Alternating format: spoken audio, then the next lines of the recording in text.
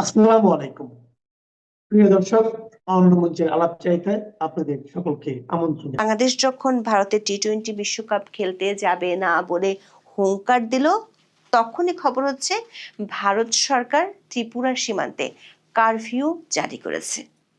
মানে সাম্প্রতিক সময় ভারত বাংলাদেশের সম্পর্কে ফিজি ড্রিঙ্কের রেশ কাটতে না কাটতে সীমান্তে কাঁটাতারের বেড়ায় তিতকুটে লেবুর রসের গন্ধ পাওয়া যাচ্ছে।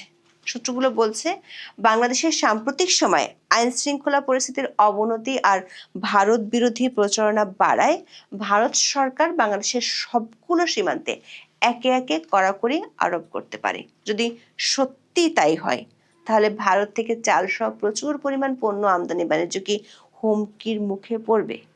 সাম্প্রতিক উত্তেজনার আশঙ্কা দেখা দিয়েছে পাকিস্তানের সঙ্গে ভারতের ক্রিকেটীয় সম্পর্ক যেমন তলানিতে ঠেকেছে, বাংলাদেশের ক্ষেত্রেও পরিস্থিতি সেদিকেই মোড় নিচ্ছে কিনা।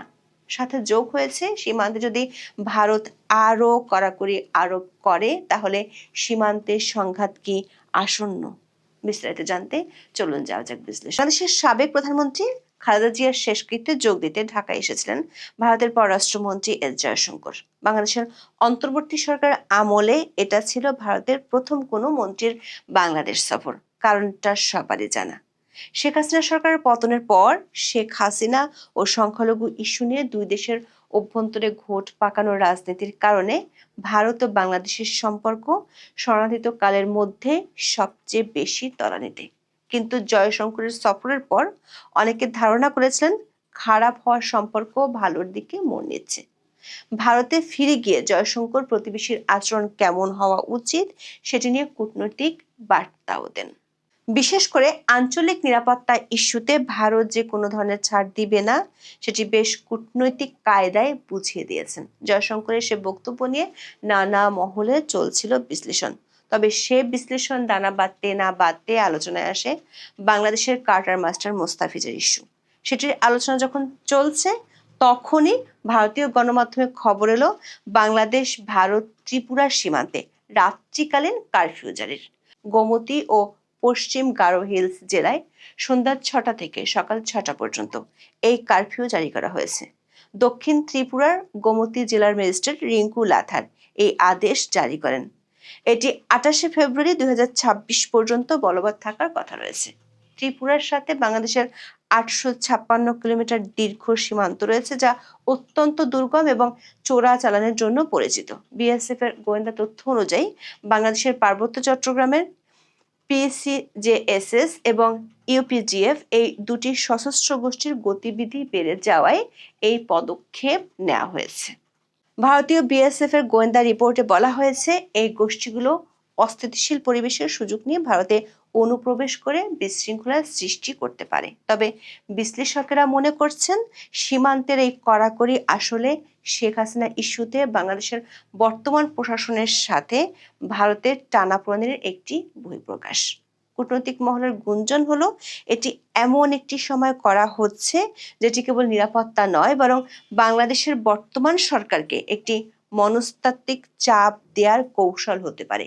এর আগে গত মেতে বাংলাদেশের সিলেট সীমান্তে রাত্রিকালীন কারফিউ জারি করে ভারত। আন্তর্জাতিক সীমান্তের শূন্য রেখা থেকে 500 মিটার এলাকা জুড়ে এই কারফিউ বলবৎ আছে।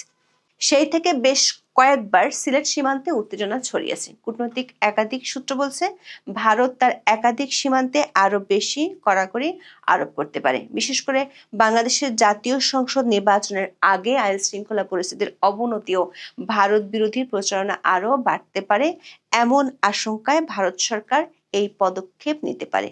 সেটি হলে সীমান্তে উত্তেজনা যেমন বাড়ার আশঙ্কা রয়েছে, তেমনি দুই দেশের মধ্যকার বাণিজ্য ক্ষতিগ্রস্ত হওয়ার আশঙ্কা করছেন সংশ্লিষ্টরা।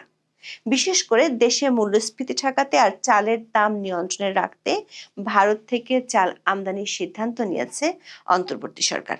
জয়শঙ্কর বাংলাদেশে আসার আগের দিন মানে 30শে ডিসেম্বর সরকারি ক্রয় সংক্রান্ত উপদেষ্টা পরিষদ কমিটির বৈঠকে ভারত থেকে 50,000 মেট্রিক টন সেদ্ধ চাল আমদানি করার সিদ্ধান্ত নেওয়া হয়।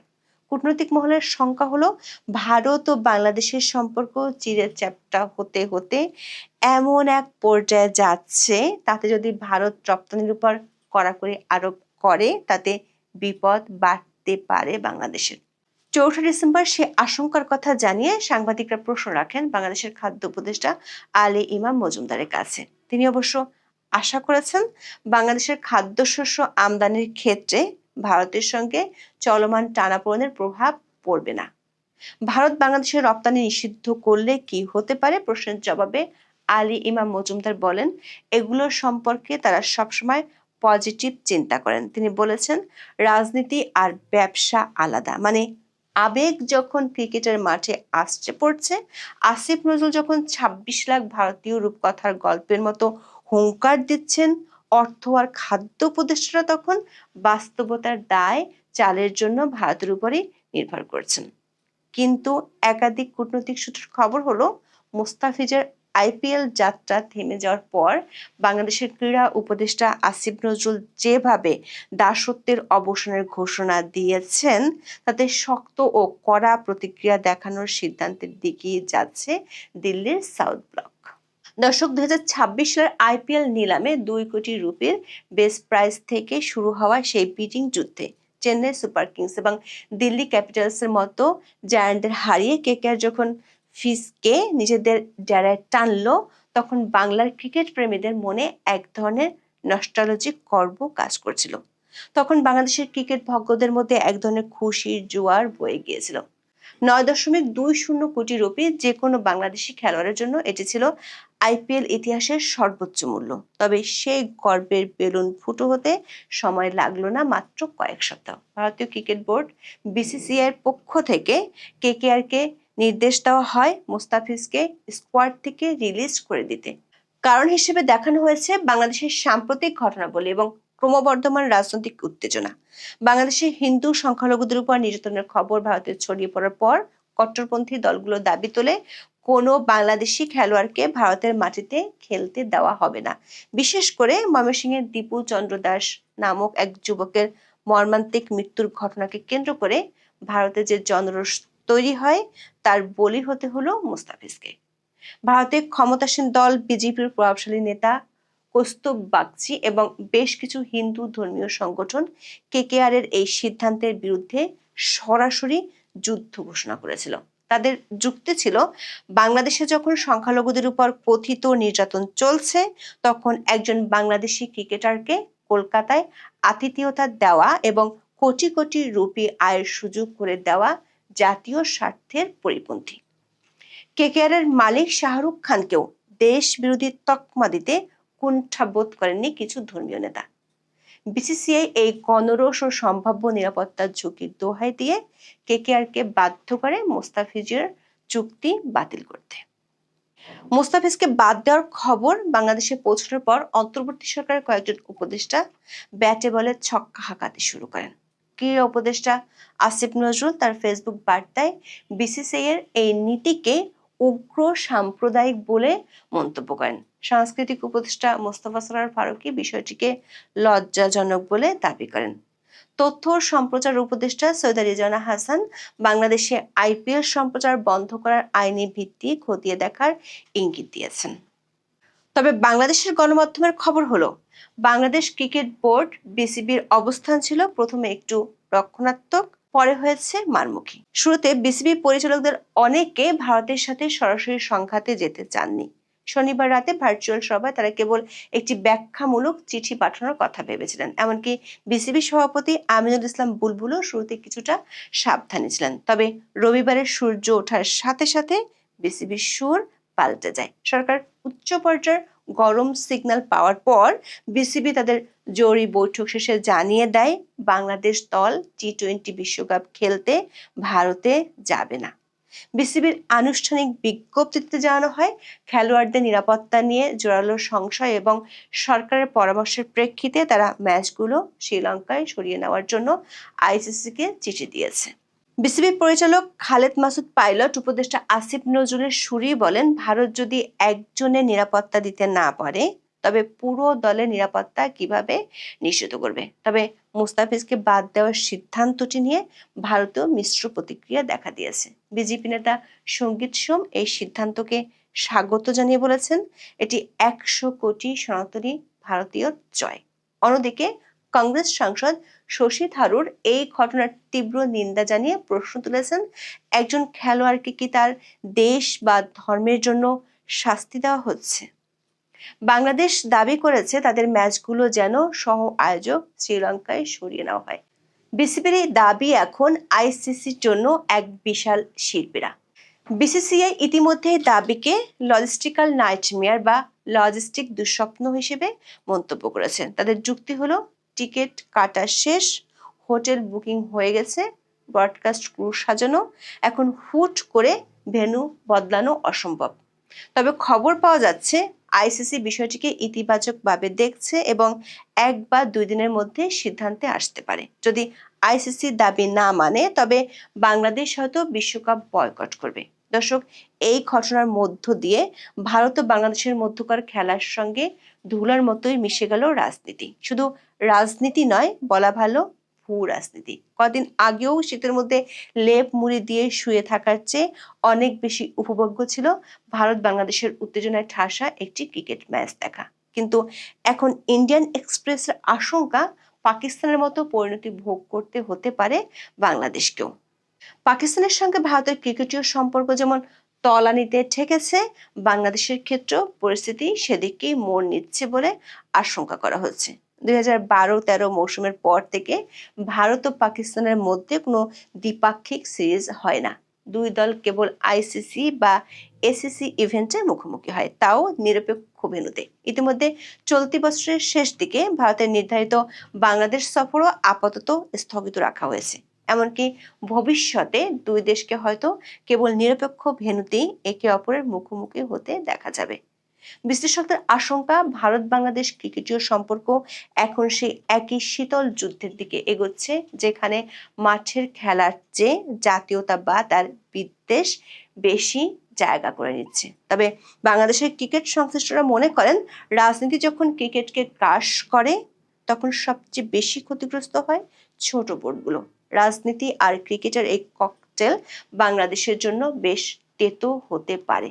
ভারত বর্তমানে বিশ্ব ক্রিকেটের অর্থনৈতিক মেরুদণ্ড। বিসিসিআই একাই আইসিসির লভ্যাংশের 38.5% নিয়ন্ত্রণ করে। অন্যদিকে বাংলাদেশের লভ্যাংশ মাত্র 4.46%। বিসিবির মোট সম্পদের পরিমাণ প্রায় $51 মিলিয়ন, কিন্তু এর একটি বিশাল অংশ আসে ভারতের সাথে দ্বিপাক্ষিক সিরিজ থেকে। ভারত যখন বাংলাদেশের সফরে আসে তখন টিভি সত্য থেকে আয় হয় প্রায় 70 থেকে 100 কোটি টাকা। ইতিমধ্যে 2026 সালে ভারতের বাংলাদেশ সফর অনিশ্চয়তার মুখে পড়েছে। যদি এই সিরিজটি বাতিল হয় তবে বিসিবির কোষাগারে বিশাল এক গর্ত তৈরি হবে, যা সামাল দেওয়া কঠিন হবে। এটি যেন এক ধরনের সফট পাওয়ার যুদ্ধ, যেখানে ব্যাটের চেয়ে পলিটিক্যাল স্টেটমেন্ট বেশি জোরালো। দর্শক, গত 16 মাস ধরে চলতে থাকা ভারত ও বাংলাদেশের সম্পর্কের রাজনৈতিক তিক্ততা এখন ক্রিকেট এবং সীমান্ত পেরিয়ে প্রতিটি স্তরে ছড়িয়ে পড়ছে। এই সম্পর্কের পরিণতি হতে পারে দীর্ঘ কূটনৈতিক শীতলতা, যা দুই দেশের মানুষের জন্যই ক্ষতিকর।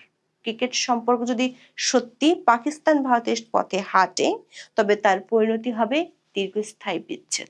সহজ কথায় বললে, ভারত বাংলাদেশ সম্পর্কটা এখন সেই বিরিয়ানির মতো, যার চাল ভারতীয় আর রাঁধুনি বাংলাদেশি, কিন্তু ঝগড়া লেগেছে মাংসের পিসটা কে বড় নেবে তা নিয়ে। এই ঝগড়ায় বিরিয়ানি যেন পুড়ে না যায়, সেটাই এখন দেখার বিষয়। দর্শক, ভারতের সঙ্গে আমাদের সম্পর্ক একেবারেই ভালো যাচ্ছে না। নতুন করে আমাদের ক্রিকেটার কাটার মাস্টার মুস্তাফিজকে নিয়ে নতুন বিতর্ক তৈরি হয়েছে। ভারতের যে কর্মকাণ্ড, কেকেআর থেকে মুস্তাফিজকে বাদ দেওয়া, সেই ঘটনার প্রতি উত্তরে বাংলাদেশ এবার অ্যাগ্রেসিভ হচ্ছে। বাংলাদেশ এবার বিশ্বকাপ ভারতে খেলতে যাবে না, সেরকম মুভমেন্টে যাচ্ছে। সম্পর্কের অবনতি যখন একেবারেই দৃশ্যমান ভাসমান এবং সম্পর্কটা একেবারে তলানিতে যেতে যেতে আমার মনে হয় যে মাটি ফুঁড়ে নিচের দিকে যেতে শুরু করেছে। ঠিক সেই সময় ভারত তাদের সীমান্তে জঙ্গিবাদের উত্থানের আশঙ্কা করছে এবং বাংলাদেশ সীমান্তকে তারা অনিরাপদ ভাবতে শুরু করেছে। এই ধরনের লোমহর্ষক খবর দিচ্ছে ভারতীয় একটি গণমাধ্যম নর্থ ইস্ট নিউজ। তারা বলছে বাংলাদেশি সীমান্তে জঙ্গি আনাগোনা শুরু হয়েছে, সেই কারণে তারা সীমান্তে রেড অ্যালার্ট জারি করেছে, সেরকম খবর তারা দিচ্ছে। কেন ভারতের এগুলো মনে হচ্ছে? কি ভাবছে তারা?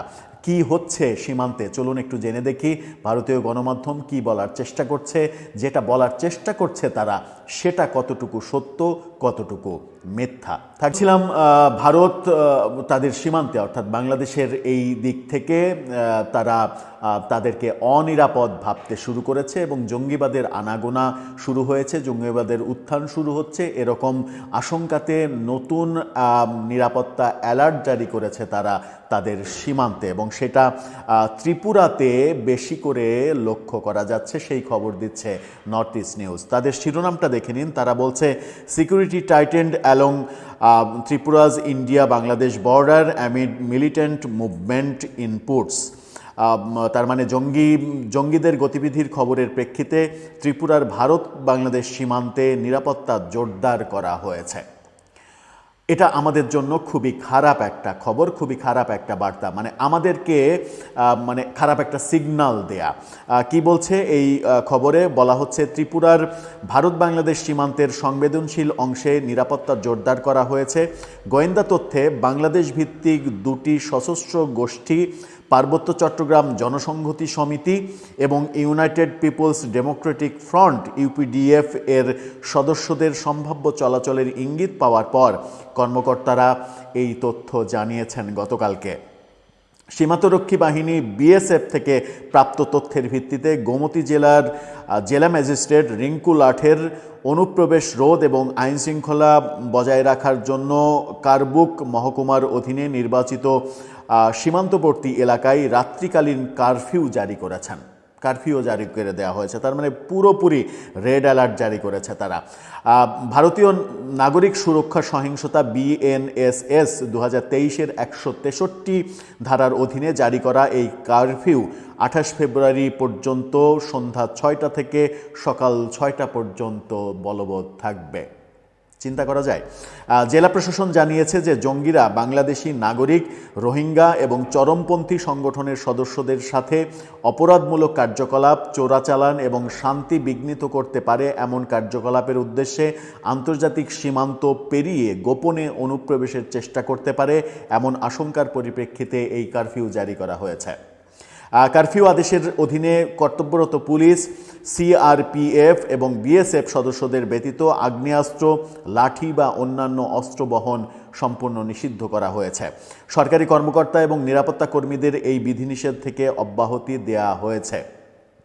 বিজ্ঞপ্তিতে বলা হয়েছে আন্তর্জাতিক সীমান্তের 300 মিটারের মধ্যে বসবাসকারী বাসিন্দাদেরও কারফিউ বিধানের আওতা থেকে বাদ দেওয়া হয়েছে। শুধুমাত্র 300 মিটারের মধ্যে যারা আছে তাদের বাদ দিয়ে এই কারফিউ বলবৎ হবে। ত্রিপুরা বাংলাদেশের সাথে 856 কিলোমিটার দীর্ঘ আন্তর্জাতিক সীমান্ত ভাগ করে নেয়, একটা বড় সীমান্ত ত্রিপুরাতে, এবং 3 দিক থেকে প্রতিবেশী দেশ দ্বারা বেষ্টিত, যা সীমান্তবর্তী অপরাধ এবং অবৈধ চলাচলের জন্য ঝুঁকিপূর্ণ করে তুলেছে। বিশেষ করে গোমতী এবং ধলাই জেলাগুলি দক্ষিণ পূর্ব বাংলাদেশের পার্বত্য চট্টগ্রাম অঞ্চলের সাথে সীমান্ত ভাগ করে নেয়, যেখানে দীর্ঘকাল ধরে অস্থিরতা বিরাজ করছে।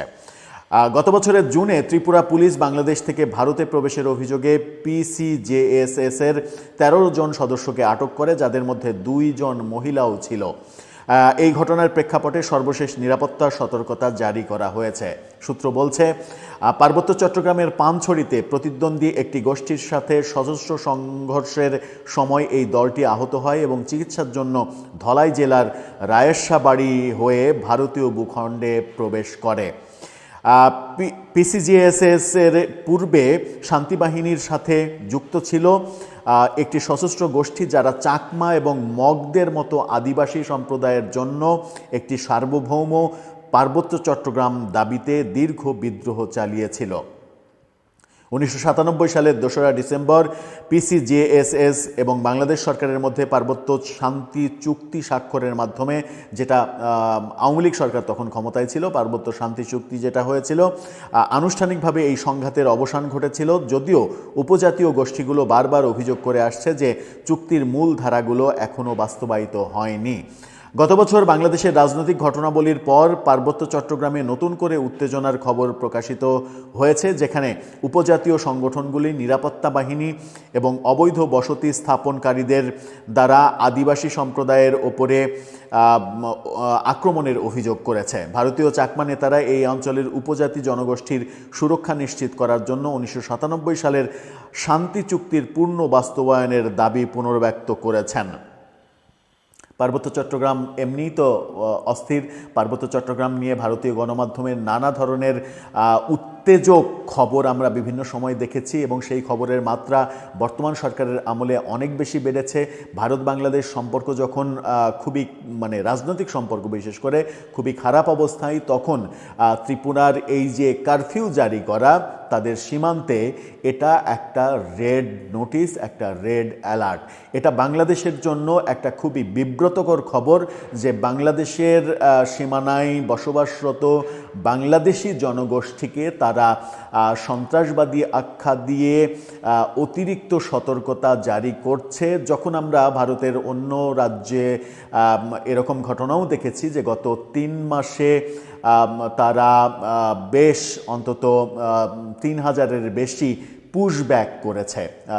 ভারতে গ্রেপ্তারের ঘটনা ঘটছে, আসামে এই ঘটনাটা আমরা দেখেছি, গ্রেপ্তারের ঘটনা ঘটছে এবং সাথে সাথে পুশব্যাকের ঘটনা ঘটছে, যেটা 3 মাসে 3000-এরও বেশি পুশব্যাকের ঘটনা ঘটেছে। তার মানে ভারতীয় সীমান্তবর্তী অঞ্চলে, এর আগে আমরা দেখেছি ভারতীয় সীমান্তবর্তী অঞ্চলে অন্তত 3 থেকে 4টি নতুন সামরিক ঘাঁটি ভারত তৈরি করেছে। এই ব্যাপারগুলো আমাদেরকে একটা সিগন্যাল দেয়। এই সিগন্যালটা খুব একটা ভালো সিগন্যাল না।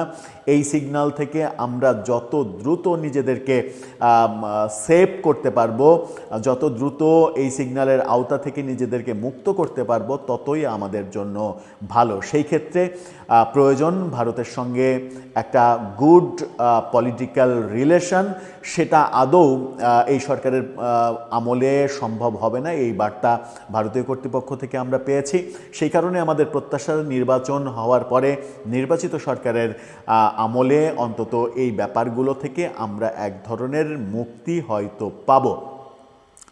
সর্বশেষ মুস্তাফিজকে নিয়ে যে উত্তেজনা তৈরি হয়েছে, তার প্রতিবাদে বাংলাদেশে আইপিএল খেলার সম্প্রচার বন্ধ করার উদ্যোগের দিকে যাচ্ছে সরকার।